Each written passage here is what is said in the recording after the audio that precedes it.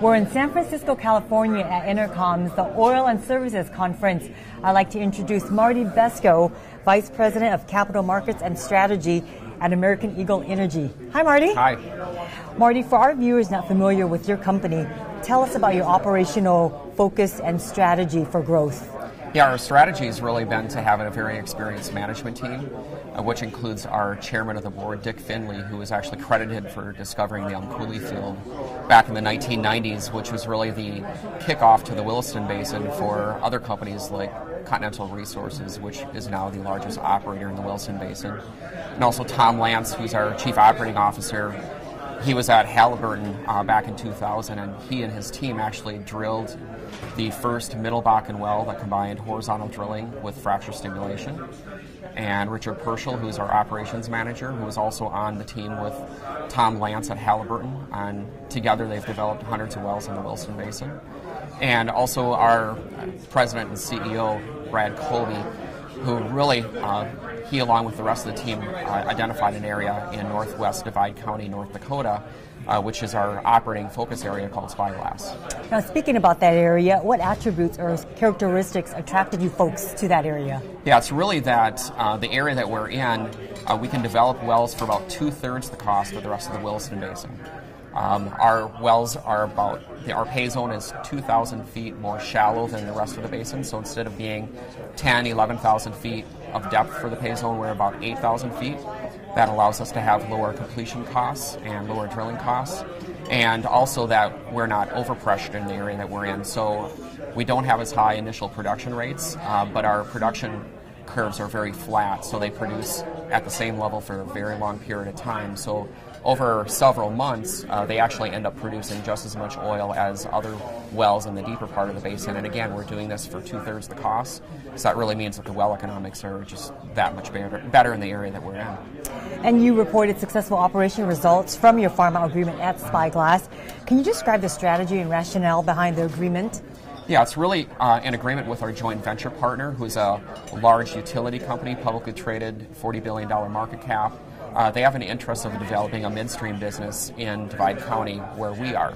And they see us as having a very experienced operations team, really good leaseholds, and they would like to get that area developed as quickly as possible. So to accelerate that, they've put an agreement together with us, the Farmout Agreement, where they're actually paying for the development of up to 6 wells. We are the operators of those wells, and it allows us together to test out that western acreage. Because if that acreage is just as good as we think it is and what the geology is telling us, that would be significant value to our company. To date, we've actually drilled and completed 2 of those wells. We announced the results in early January. We have another well that recently came on production, the Taylor well, and another one that we just completed drilling. So we're moving the rig now to the 5th well. We anticipate that the next 3 wells we'll have results on probably in the next few months. And 2014 is anticipated to be a year of development and growth for you folks. What will be driving that growth? Yeah, it's really, number one, we have an acquisition opportunity where we have an option to acquire additional working interest in the area that we're already the operator of, and this is acquiring acreage from our joint venture partner. So that would be very immediate. We plan on executing on that by the end of March. And by doing that, we would actually increase our working interests from about 51% in our currently producing wells to about 60%, and overall from about 45% to about 55%. So that allows us to get more of the production and cash flow from the wells that we're already the operator of. The other thing is really to increase development. We've been more efficient with our drilling. We've actually been able to drill some of our wells for as little as 14 days on 2-mile laterals, and that's allowing us to bring our average cost down per well. Our guidance for second half of 2013 was about $6.5 million for our average well. We actually experienced closer to $6 million. And we do have opportunities on the completion side that we think with some of the new technology and the new procedures that we're using, we can actually bring costs down another $500,000 on average. So we think that that's really going to, again, improve the well economics, accelerate the development, and allow us to really grow production.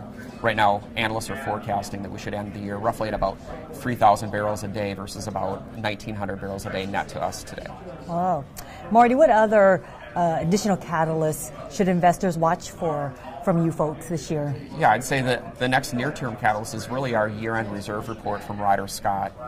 We're anticipating that we'll receive that in the next few days. We think it should be very positive, and it'll really show from an independent outside party the value that we've been adding. At the end of 2012, our approved reserves were about $118 million. We did another reserve report on June 1st of about $170 million. We closed on an acquisition in October of last year, which on a pro forma basis increased that to about $233 million. So we really anticipate that this reserve report will be very significant for investors to really see what kind of value we've created versus the capital that we've actually deployed, and see that we've been very capital efficient. The other thing is, again, focusing on our well costs, just continuing to bring our well costs down, and also increasing our working interest in the area that we're already focused on. Well, Marty, we appreciate your time and we wish you continued success. Okay, all right, thank you. Thank you.